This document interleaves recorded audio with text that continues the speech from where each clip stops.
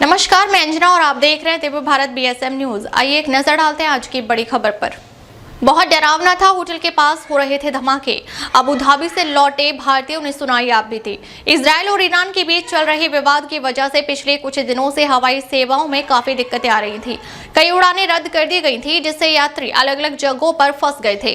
इसी बीच Abu Dhabi से पहली उड़ान बेंगलुरु के कैंपेगौड़ा अंतर्राष्ट्रीय हवाई अड्डे पर सुरक्षित लैंड की, जिससे यात्रियों ने राहत की सांस ली। एक यात्री ने अपना अनुभव बताते हुए कहा कि वहां का हालात बहुत खौफनाक था। जब उनकी फ्लाइट रद्द हुई तो एयरलाइन ने उन्हें एक होटल में ठहराया। यात्री के अनुसार उस होटल के चारों ओर लगातार धमाके हो रहे थे। आसमान में मिसाइलों को नष्ट किया जा रहा था और वे हर तरफ से धमाकों की आवाजें सुन रहे थे।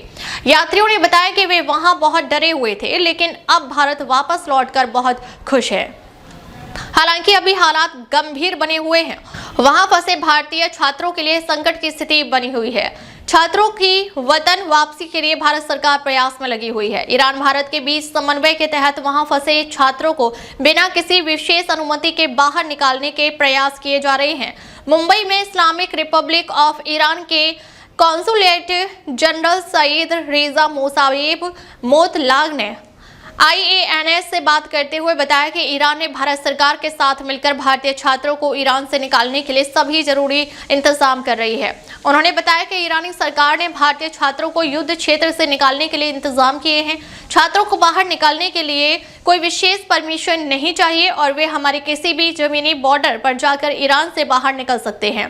जंग के हालातों के चलते हमारे सभी एयरपोर्ट कंट्रोल में हैं और सुरक्षा कारणों से बंद हैं, इसलिए हवाई यात्रा करके ईरान छोड़ने की कोई गुंजाइश नहीं है।